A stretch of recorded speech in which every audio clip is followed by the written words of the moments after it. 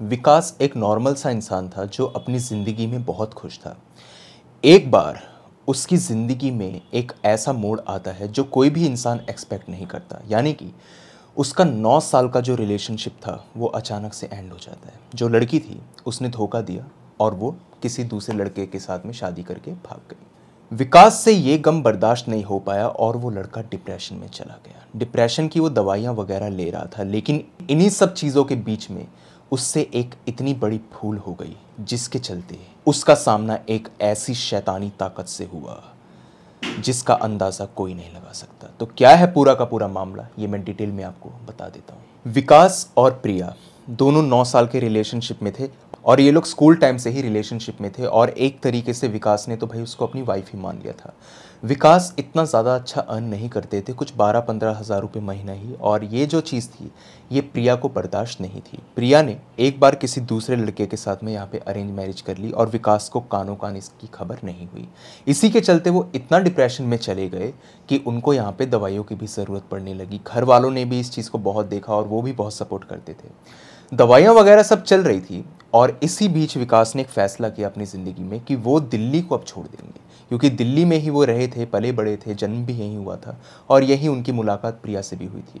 तो उन्होंने सोचा मैं भाई दिल्ली छोड़ देता हूँ और मैं इंदौर चला जाता हूँ। इंदौर जा कर के रहूँगा तो वहाँ पर जो है ये सारी चीज़ें जो है थोड़ी कम लगेंगी और मैं थोड़ा सा अपने आप को टाइम भी देना चाहता हूँ। उसने अपने घर वालों को कहा कि मैं जो हूँ इंदौर जा रहा हूँ और वहीं पर एक किराए का मकान मैं ले लूँगा और वहाँ पे रहने लगूँगा। विकास उधर चले गए और एक मकान उन्होंने रेंट पे ले लिया। मकान में जब वो पहली दिन ही मूव ऑन किए थे उनको बहुत अजीबोगरीब लग रहा था। ऐसा उनको लगता था कि कोई चीज़ है, कोई शख्स है जो उन्हें नॉन स्टॉप घूर रहा है। वो ये तो नहीं चाहता कि विकास उस घर से चले जाएं, लेकिन वो विकास का बुरा ज़रूर चाहता है। नॉन स्टॉप एक औरत की उनको प्रेजेंस वहाँ पे फील होती थी। जब वो सो रहे होते थे तो उन्हें ऐसा लगता था कि कोई चारों ओर उनके कमरे में घूम रहा है। कभी कभार जो इधर घर में खाना वगैरह होता था वो टेबल से नीचे गिरा हुआ उनको मिलता था और इसी के साथ में जितने भी उनके बनते हुए काम होते थे वो बिगड़ते ही जा रहे थे। डिप्रेशन उनका ओवर हो चुका था, दवाइयाँ यहाँ पे ख़त्म हो चुकी थी, लेकिन अभी भी वो इन सब बातों को अपने घर वालों से डिस्कस नहीं कर सकते थे। उनको यही लग रहा था कि ये मेरे पागलपना ही है और अगर घर वालों को बताऊंगा तो वो कहेंगे वापस दिल्ली आ जाओ, तुम्हें अकेले हम नहीं छोड़ेंगे। तो विकास ने इसके बारे में किसी से जिक्र नहीं किया। कभी कभार जब वो अकेले में यहाँ पे टीवी देख रहे होते थे तो अचानक से लिटरली उनको ये चीज़ फील होती थी कि टीवी के जो चैनल्स हैं वो अचानक से चेंज होने शुरू हो गए हैं और एक औरत की आवाज़ उनके कानों में लगातार पड़ती थी कि जो तूने मेरे साथ किया है उससे बुरा मैं तेरे साथ करूँगी। तू जहाँ चला जाए, जिधर चला जाए, मैं तेरे पीछे तब तक रहूँगी जब तक तेरी मौत नहीं हो जाती। मौत की भीख मांगेगा तू, लेकिन मौत तुझे नहीं मिलेगी। तूने मुझसे पंगा लेकर के बहुत बड़ी गलती कर दी। विकास को लगता था कि ये सब कुछ जो है प्रिया ने करवाया होगा, कोई काला जादू वगैरह होगा, लेकिन प्रिया के पास में ऐसा कोई मोटिव था ही नहीं जिसके चलते वो विकास को यहाँ पे परेशान करे। और विकास किस मुंह से उससे पूछते, तो उन्होंने पूछा वगैरह भी नहीं। कई बार जब वो अपने घर की यहाँ पे सीढ़ियाँ चढ़ रहे होते तो उन्हें ऐसा लगता था कि किसी के कदम उनको यहाँ पे फॉलो कर रहे हैं। जैसे एक कदम वो ऊपर चढ़े तो पीछे से भी किसी का एक कदम, और उसी के साथ साथ पायल की आवाज़। जब वो पीछे मुड़ के देखते तो पीछे कोई शख्स तो यहाँ पे मौजूद नहीं होता, लेकिन हाँ उसकी खुशबू वहाँ पे ज़रूर होती थी। एक बार वो यहाँ पे अपने पार्किंग लॉट में थे, अपनी कार को वो निकालने ही वाले थे कि इतने में जो उन्होंने यहाँ पे देखा वो कंप्लीटली अनएक्सपेक्टेड था। जब वो अपने पार्किंग लॉट में थे और अपनी कार को बाहर निकालने वाले थे तो कार के अंदर से उनको ये चीज़ दिखाई देती है, लिटरली ये चीज़ दिखाई देती है कि किसी ने वहाँ पे भाप छोड़ी और इसी के साथ में एक स्माइलिंग फेस किसी ने बनाया कार के अंदर से। और इस वक्त पे जो मौसम था वो सर्दी का हो रहा था और उन्होंने देखा कि कुछ 5-7 सेकंड के बाद में जैसे ओस पिघलनी शुरू होती है तो किस तरीके से पूरी फिगर इधर चेंज हो जाती है, वो जो स्माइलिंग फेस था वो इधर सैड फेस में बदल गया। और इसी के साथ में सामने ये चीज़ लिखी हुई ने दिखाई दी कि तेरा अंत बहुत नज़दीक है। विकास ने उसी वक्त पे वॉचमैन को बुलाया और उसको पूरी बात बताई और कहा एक बात बताओ मुझे, ये सोसाइटी जो है ये हॉन्टेड है क्या? ये मेरे घर में पता नहीं अजीबोगरीब चीज़ें होती हैं। कभी लगता है कि कोई मेरे आस-पास घूम रहा है और आज तो मेरी कार के साथ में भी ये सब कुछ हो गया। वॉचमैन ने कहा, अच्छा आपकी कार पे कोई स्माइलिंग फेस बना है और ये सब कुछ लिखा हुआ है, दिखाइए ज़रा अपनी कार। कार पे जा कर के जब वॉचमैन ने देखा तो कार बिल्कुल नॉर्मल थी। विकास को यही लगने लगा कि उनका जो डिप्रेशन है वापस आ रहा है। उस चौकीदार ने एक बहुत ही सही हिदायत दी। उसने कहा, साहब देखिए, मेरी तो 3 दिन पहले ही ड्यूटी लगी है यहाँ पे और मैं तो रात भर पहरा देता हूँ। मेरे साथ में तो कोई भी अजीबोगरीब चीज़ नहीं हुई, लेकिन हो सकता है कि आपके साथ में कुछ ऐसा हो रहा हो, आप झूठ ना बोल रहे हो और आपके मन का वहम भी ना हो। आप एक काम क्यों नहीं करते, आप किसी पंडित, किसी तांत्रिक को बुला करके घर की पूजा करवा लीजिए और कार की पूजा करवा लीजिए। कोई भी दिक्कत जो होगी आपके साथ में वो दूर हो जाएगी। इससे ज़्यादा बड़ी बात तो और कोई नहीं होगी। विकास को उसकी बात बहुत सही लगी और घर वालों को उन्होंने अभी तक कुछ बताया नहीं था। विकास ने अगले दिन एक पंडित को बुलाया और उससे यहाँ पे पूरी पूजा पाठ वगैरह सब कुछ करवाई और पंडित से पूछा, क्या इस घर के अंदर कोई दिक्कत है या इस कार के अंदर कोई दिक्कत है? पंडित ने कहा, नहीं बेटा, देखो अगर कुछ ऐसा होता ना तो मुझे मालूम चल जाता। तुम्हारी कार और तुम्हारे घर में तो कोई दिक्कत नहीं है, लेकिन हाँ, कुछ शैतानी आत्माएं ऐसी ज़रूर होती हैं जो हर वक्त हमारा पीछा करती हैं और जब हम उनके रूबरू होने की कोशिश करते हैं तो उनकी प्रेजेंस फील नहीं होती। अगर एक घर हॉन्टेड होता ना तो मुझे मालूम चल जाता, क्योंकि उसका दायरा सिर्फ यहीं तक होता। लेकिन वो जो भी चीज़ है वो बेटा तुम्हारे पीछे पड़ी है और अगर अगली बार भी तुम्हारे साथ कुछ ऐसा हो तो एक काम करना। उन्होंने एक पत्थर निकाल के दिया और उसके ऊपर लाल रंग का उन्होंने धागा बांधा। कहा कि ये जो धागा है और ये पत्थर है ना, इसको अपने घर की किचन में रख देना और अगर ये धागा जो है ये तुम्हें बीच में से टूटा हुआ मिले किसी भी वजह से तो समझ लेना कि घर में कोई दिक्कत है। अगर तुम्हें वैसा कुछ लगे ना और तुम्हें लगे कि कोई तुम्हारे आसपास है तो एक बार मुझसे संपर्क ज़रूर करना, किसी को बताना मत इसके बारे में। पूरी पूजा पाठ उसने करी 2 घंटे की और पंडित चला गया। यकीन मानिए, पंडित के जाने के 5 मिनट के बाद में ही विकास को दोबारा ये चीज़ फील होने लगी कि कोई औरत है जो उनके आसपास घूम रही है। अब इसी के साथ साथ उनको यहाँ पे किसी के घुंघरुओं की आवाज़ भी आती थी, किसी की चूड़ी की भी आवाज़ आती थी और साथ ही साथ में उनको कभी कभार अपने घर के अंदर बालों के गुच्छे भी पड़े हुए दिखाई देते थे।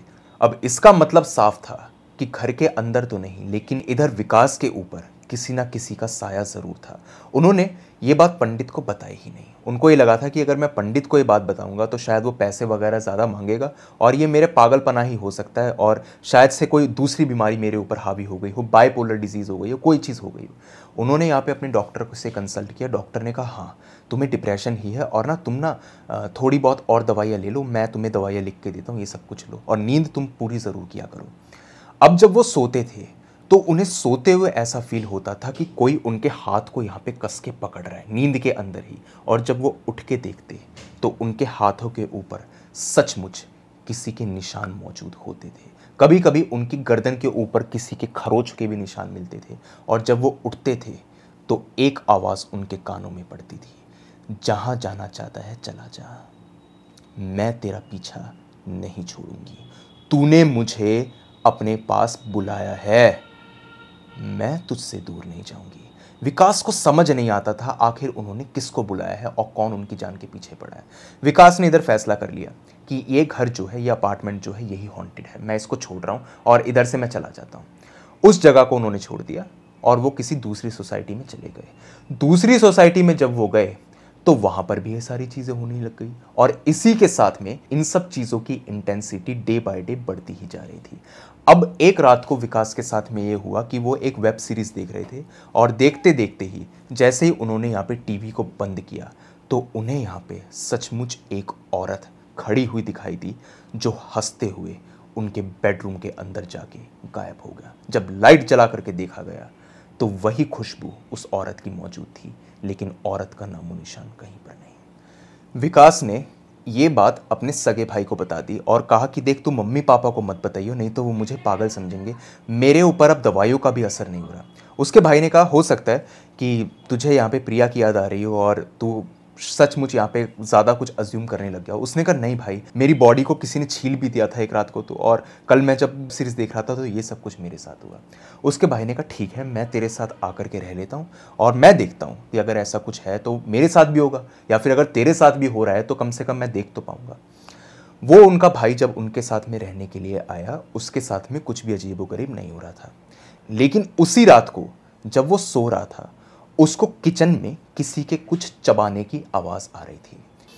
उठ कर के जब वो गया ये देखने के लिए कि रात के 2-2:30 बजे आखिर यहाँ पे शोर कौन मचा रहा है, तो उसने देखा कि जो विकास है वो फ्रिज के अंदर से कच्चा मांस निकाल करके चबा रहा है, और इसी के साथ साथ जो हड्डियां होती हैं वो उसे भी चबाने की कोशिश कर रहा है। और जब यहाँ पे उनके भाई ने चिल्ला करके विकास को बुलाया, विकास, विकास इधर ध्यान दे ही नहीं रहा। और जब उसने कहा विकास ये क्या पागलपन है, तो उधर से विकास की सिर्फ एक ही आवाज़ आई, मुझे मेरा काम करने दे, नहीं तो तेरे भाई के साथ साथ तू भी मौत के घाट उतरेगा, समझा। ये सब कुछ विकास ने बोला और अचानक से वो अनकॉन्शियस हो गया। जब वो उठा तो उसके मुंह में बहुत तेज दर्द हो रहा था, क्योंकि वो हड्डी वगैरह चबाने की यहाँ कोशिश कर रहा था। और आपको याद होगा मैंने कहानी की शुरुआत में आपको एक बात बताई थी कि विकास के घर के अंदर खाना जो होता था वो इधर उधर उसको पड़ा हुआ दिखाई देता था। तो इसका मतलब यही था कि ये सारी हरकतें विकास रात में किया करता था।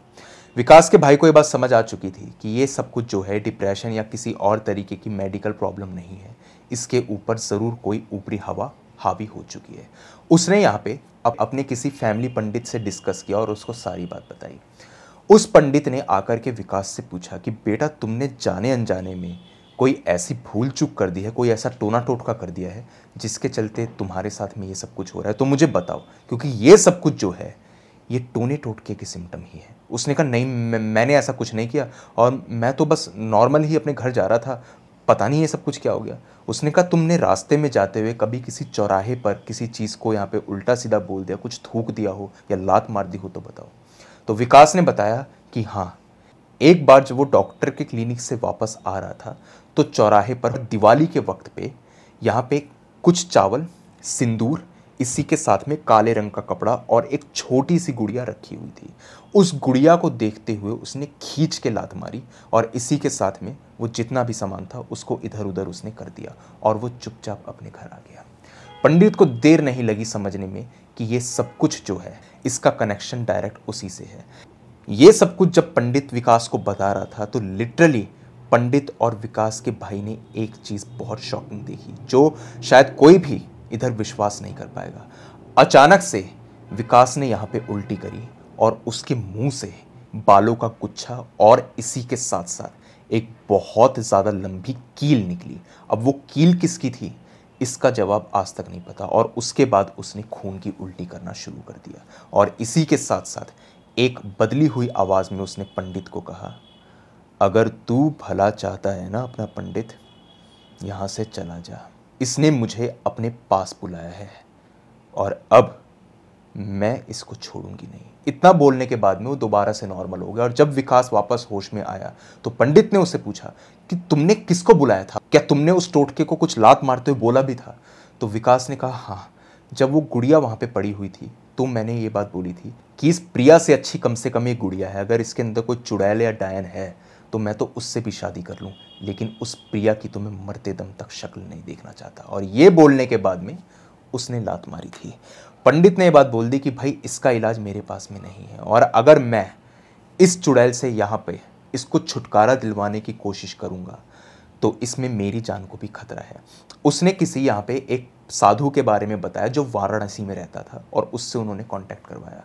उस साधु ने एक बात कही कि इसके ऊपर से सिर्फ इस चुड़ैल का साया एक तरीके से निकल सकता है कि इस लड़के की शादी जो है वो एक नीम के पेड़ से करवा दी जाए। अब अगर आपको पता नहीं है तो ज़्यादातर जो चुड़ैलें होती हैं वो नीम और पीपल के पेड़ पर होती हैं, और कहा जाता है कि ब्रह्म राक्षस जो हैं वो पीपल के पेड़ पे होते हैं। और अगर किसी पीपल के पेड़ या नीम के पेड़ से शादी कराने के बाद में वो पेड़ सूख जाए तो कहा जाता है कि वो प्रकोप जो है उस शख्स के ऊपर से निकल चुका है। अब आपने कई बार सुना होगा इंडिया के अंदर कि कुत्ते से शादी करवा दी जाती है, पेड़ से शादी करवा दी जाती है, ये सारी चीज़ें बहुत कॉमन है। लिटरली यहाँ पे उसकी शादी एक नीम के पेड़ से करवाई गई और कुछ 2 दिन के बाद में उन लोगों ने देखा कि वो नीम का पेड़ सूख चुका था। उन लोगों को लगा कि अब इसके ऊपर से जो है सारा साया है निकल चुका है। एक रात को जब विकास का भाई यहाँ पे अनुभव सो रहा था तो उसने देखा कि विकास जो है वो अपने कमरे में मौजूद है ही नहीं। उसने पूरा घर ढूंढ लिया लेकिन विकास उसको नहीं मिला। और जब वो देखने के लिए गया कि आखिर विकास कहाँ पे है तो उसने देखा कि विकास उसी नीम के पेड़ के नीचे बैठ करके अपना सर उठाए किसी से बातें कर रहा है। और जब ऊपर उसने देखा तो उसको लिटरली किसी के मुड़े हुए पाँव यहाँ पे दिखाई दिए। अगले दिन जब उसने पंडित को ये बात बताई, पंडित ने ये बात बोली कि अगर विकास को उससे छुटकारा चाहिए, क्योंकि वो इतनी शक्तिशाली थी, जैसा मैंने बताया था कि वो किसी भी तरीके से विकास का पीछा छोड़ने को तैयार थी नहीं, अगर इसे किसी भी तरीके से इससे छुटकारा चाहिए तो इसका थोड़ा सा खून जो है वो हमें उस पीपल के पेड़ के नीचे रखना पड़ेगा। इसी के साथ में एक मिठाई का टुकड़ा और एक सूखे हुए गेंदे के फूल की माला, ये तीनों चीज़ें जो हैं हमें वहाँ पे रखनी पड़ेंगी। तो लिटरली यहाँ पे जो उसने था थोड़ा सा खून सीरिन से निकाल करके, ऐसा नहीं कि उसने कट मारा और तब खून की बूंदें जा रही हो, सीरिन से उसने खून निकाला और उसके बाद में थोड़ी सी खून की बूंदें, और वो सारी प्रक्रिया उसने करी। और उधर जो वो पेड़ था उसके 7 उल्टे चक्कर उसने लगाए। और उस दिन के बाद से लेकर के आज तक विकास कंप्लीटली नॉर्मल है। उसको सपना आज भी उस पेड़ का आता है और आज भी उसको ऐसा लगता है कि कोई उसे वहाँ पे बुला रहा है। पंडित ने उसे ये बात बोली कि इन सब चीज़ों को जाने में कम से कम 2 से 3 साल का वक्त जाएगा ही। ये जो इंसिडेंट उसके साथ में हुआ था ये अगस्त 2020 में हुआ था। अभी 2023 पूरा एंड हुआ नहीं है, लेकिन हाँ ये ज़रूर है कि धीरे धीरे करके अब इन चीज़ों का प्रकोप यहाँ से जाया जा रहा है। और वो पेड़ जो है वो आज भी इंदौर में मौजूद है, उस घर के पास में ही वो पेड़ है। लेकिन कमाल की बात है कि अगर आप उस पेड़ के आसपास जाएंगे तो आप पाएंगे कि वहाँ की मिट्टी जो है वो हमेशा सूखी रहती है। चाहे कितनी ही बारिश आ जाए, चाहे कुछ हो जाए, वो मिट्टी लगातार सूखी रहती है और कोई भी चिड़िया, कोई भी जानवर या कोई भी गिलहरी उस पेड़ के आसपास मंडराने की हिम्मत तक नहीं करती। इस इंसिडेंट के होने के बाद से विकास ने तौबा कर ली कि जब भी वो किसी चौराहे के पास से गुजरेंगे तो उस टोटके को देखते हुए गाली, या फिर इसी के साथ में अगर गलती से उनका पाँव पड़ भी जाता है तो उसी वक्त पे उनको 7 बार महामृत्युंजय मंत्र का जाप करना है। ये पंडित ने बताया था कि अगर ऐसा कभी कुछ हो तो इससे जो प्रकोप है वो उसी वक्त पे ख़त्म हो जाता है। उसके बाद से कभी उनकी ज़िंदगी में कुछ ऐसा नहीं हुआ, लेकिन ये सब कुछ जो उनके साथ में हुआ था इसको वो आज तक भी भुला नहीं पाया। और कमाल की बात तो यही है कि आज भी कभी कभी उनको उस औरत के सपने आते हैं। वही नीम का पेड़ उन्हें सपने में दिखाई देता है, उसी औरत के पैरों की आवाज़ और इसी के साथ साथ चूड़ी के खनकने की आवाज़ उन्हें आती है। हाँ, बस ये ज़रूर है कि इन सब चीज़ों की इंटेंसिटी डे बाय डे कम ज़रूर होती जा रही है। तो यही थी पूरी की पूरी स्टोरी। आप मुझे बताइए आपको स्टोरी कैसी लगी, अच्छी लगी या बुरी लगी। इसी के साथ में अगर आपके पास में भी कोई ऐसा ही हॉरर और क्रीपी इंसिडेंट है तो आप मेरे साथ शेयर कर सकते हैं मेरी जीमेल और इंस्टा आईडी पर। जीमेल आईडी ऊपर दिखाई दे रही होगी आपको और इंस्टा आईडी का लिंक डिस्क्रिप्शन सेक्शन में मौजूद है। दोनों ही प्लेटफॉर्म्स में से जिस भी प्लेटफॉर्म पर आप कंफर्टेबल हों वहाँ पर जाकर के अपनी स्टोरी मेरे साथ साझा कर सकते हैं। तो आज की वीडियो के अंदर बस इतना ही। अब जल्द मिलता हूँ एक अगली वीडियो में, तब तक के लिए टेक केयर, गुड बाय।